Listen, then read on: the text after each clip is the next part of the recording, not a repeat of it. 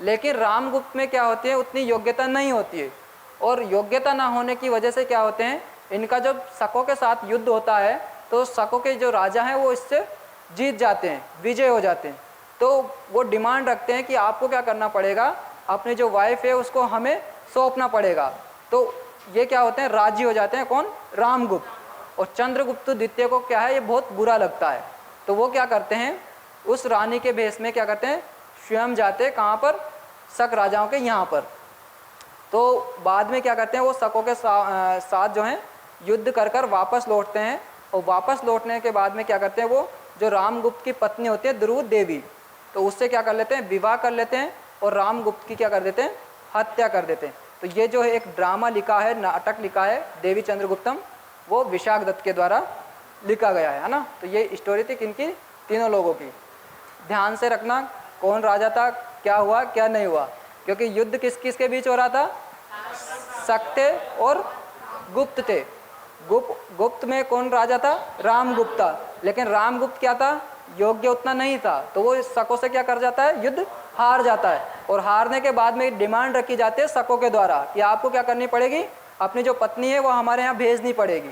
और ये राजी हो जाते हैं। और चंद्रगुप्त क्या थे, द्वितीय इनके ध्रुव देवी के देवर थे, तो उनको अच्छा लगेगा कि भाई भाभी को हम भेजें, नहीं भेजेंगे। तो ये क्या करते हैं, उसको भेजते नहीं है, उसके भेष में ये क्या करते हैं, खुद जाते हैं चंद्रगुप्त द्वितीय, और शक जो राजा हैं उनको मारकर ये वापस लौटते हैं। और वापस लौटने के दौरान ये रामगुप्त की भी हत्या कर देते हैं और ध्रुव देवी से विवाह कर लेते हैं। ठीक है, तो ये चंद्रगुप्त द्वितीय के बारे में जानकारी जो मिलती है वो हमें किससे मिलते हैं, इनका एक मुद्रा राक्षस, मुद्रा राक्षस नहीं, देवी चंद्रगुप्तम, उस नाटक से, है ना।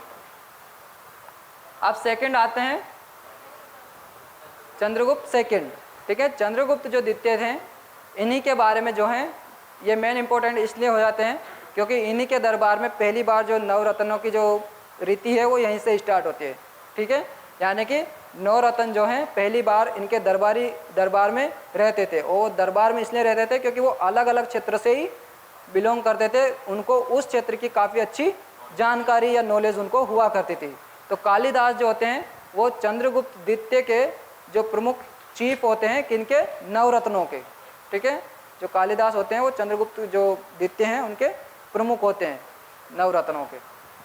अमर कोश भी होते हैं, जो एक अमर कोश जो है साहित्य भी लिखते हैं, है ना। अमर सिंह होते हैं जो अमर कोश साहित्य लिखते हैं। नवरत्न को जब हम पढ़ेंगे जिसमें शंकु है, बरामीर है ना, खटकर पारा है ना, तो वो सारे जो हैं हम आगे उनको पढ़ेंगे। तो यहाँ पर जो है इनकी उपाधियाँ मिली हैं चंद्रगुप्त द्वितीय की। तो सक्री उपाधि इसलिए दी गई थी क्योंकि उसने क्या किया था, शकों के ये शत्रु थे। सक्री मतलब शक और अरि मतलब शत्रु, है ना। तो ये शकों का क्या थे, शत्रु थे, इसलिए इन्होंने एक उपाधि जो धारण करी है वो किसकी करी है, सक्री की, है ना। सेकंड जो है चंद्र जो उपाधि मिली है, इनकी जो उपाधि का जो मेंशन है वो कहाँ है, मेहरौली स्तंभ लेख में। और मेहरौली स्तंभ लेख क्या है, ये जो पूरी तरीके से आयरन का बना हुआ था और इसमें काफ़ी समय तक क्या हुई थी, इसमें जंग नहीं लगी है ना।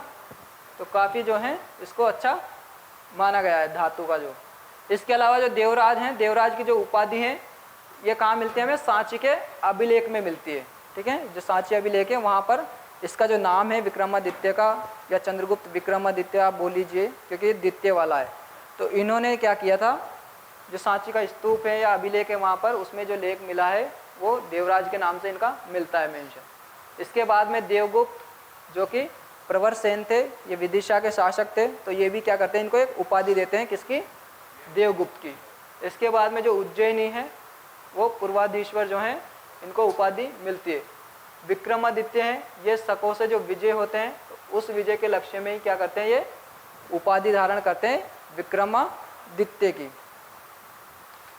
इसके अलावा स्वरूप जो उपाधि थी परम भागवत की, उस परम भागवत की उपाधि है उसको भी ये धारण करते हैं, कौन, चंद्रगुप्त सेकंड।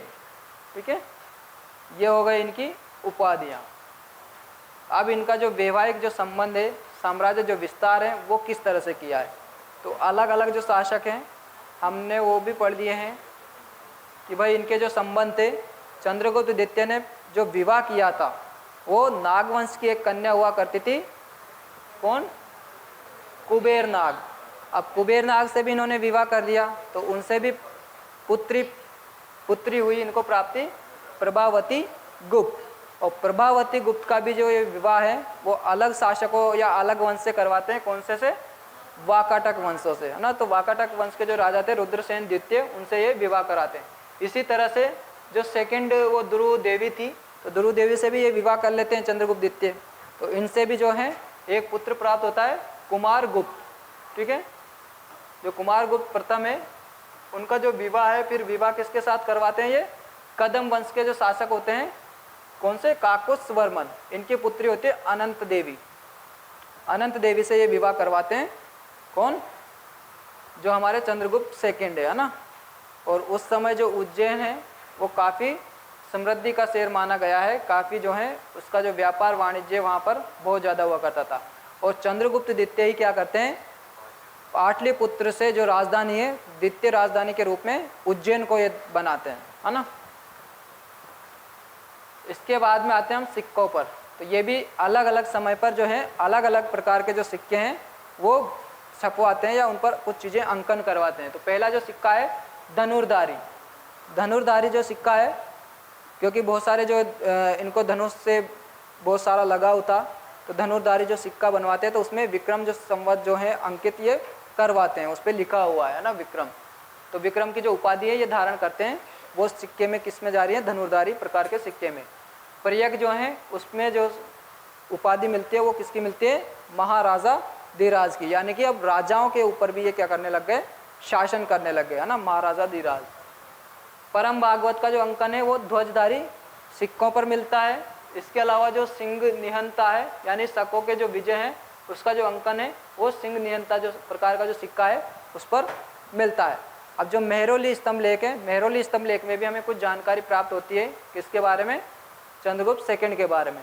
तो इन्होंने जो विजय प्राप्त की थी, जैसे शक विजय है, तो रुद्र सिंह जो तृतीय थे उन शासकों को इन्होंने हराया था उस युद्ध में, है ना। जो रुद्र सिंह तृतीय थे उनको क्या किया था, चंद्रगुप्त सेकंड ने हराया था। और बंगाल विजय भी इन्होंने उस समय की थी। और एक बाल्विक जो क्षेत्र था बैक्टीरिया वाला, उस क्षेत्र में भी इन्होंने क्या करी थी, विजय हासिल करी थी। किसने, चंद्रगुप्त सेकंड ने। यह आपके जो है नवरत्न है। फर्स्ट है कालिदास, जो क्या थे, सभी जो उसके दरबार में जो जितने भी कवि होते थे या जितने भी साहित्यकार थे, जितने भी वास्तुकार थे, उनके जो प्रमुख थे, प्रमुख कौन थे, कालिदास, ठीक है। और कालिदास जो है बहुत सारे साहित्य लिखते हैं, जिसमें हमने कुछ साहित्य देख लिए हैं, अभिज्ञान शाकुंतलम, ऋतु संगार, ठीक है, मालविका अग्निमित्रम, ठीक है, जो कि अलग अलग समय पर ये लिखे गए थे और अलग अलग प्रकार की जो जानकारियाँ हैं इन स्रोतों से हमें प्राप्त होती है। इसके अलावा अमर सिंह है। अमर सिंह कौन सी कृति लिखते हैं, अमर कोश लिखते हैं, है ना। बेताल भट्ट या बेताल भट्ट के बारे में तो आपने बहुत ज़्यादा नाटक भी देखे होंगे, है ना। जादूगर होता है ना, भूत बनकर आता है, लटक जाता है पेड़ों से, है ना। इसके अलावा शंकु थे। शंकु क्या थे, उस समय के बहुत ज़्यादा आर्किटेक्चर जो उन शासन में हुआ था तो इन्हीं की देख रेख में होता है। बहुत ज़्यादा जो है कलाकृतियाँ उस समय बनाए जाते हैं, बहुत सारे किले खुदवाए जाते हैं, कुछ गुफाएं बनाई जाती है, तो उसमें बहुत सारी जो कलाकृतियाँ हैं वो दर्शाई गई है ना। तो ये वास्तुकार होते हैं कौन, शंकु। धनवंतरी उस समय के डॉक्टर हुआ करते थे। कभी भी राजा को कोई परेशानी या दिक्कत होती थी तो उसका इलाज जो है जल्द हो जाए, उसके लिए धनवंतरी भी कहाँ होते थे, उसी के दरबार में होते हैं। बरामीर जो कि खगोल विज्ञानी थे उस समय के, और छप्पनक जो हैं ज्योतिष थे। इसके अलावा एक कूटनीतिज्ञ भी थे, घटकर पारा, जो क्या करते थे उस समय की काफ़ी जो डिप्लोमेसी, वो डिप्लोमेट थे, यानी कि जो विदेशी व्यक्ति हैं उनसे हम किस प्रकार से संबंध रखें ताकि हमें फ़ायदा होता रहे। इसके अलावा एक बर्रुचि थे, जो कि उस समय के व्याकरणाचार्य थे, ग्रामर जो है काफ़ी अच्छे से लिखते थे। तो संस्कृत जो भाषा थी अब वो समझ में ऐसे थोड़ी आ जाएगी आसानी से, तो उसके लिए भी एक व्याकरणाचार्य जो थे इनके दरबारी कवियों में शामिल थे, दरबार में ही रहते थे।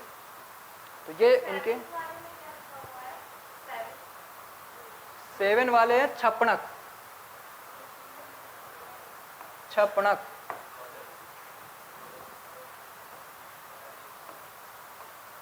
छप्पनक जो थे वो ज्योतिषी थे, है ना। जैसे आज आप कहीं भी जाते हो, है ना, कोई विवाह करवाओ विवाह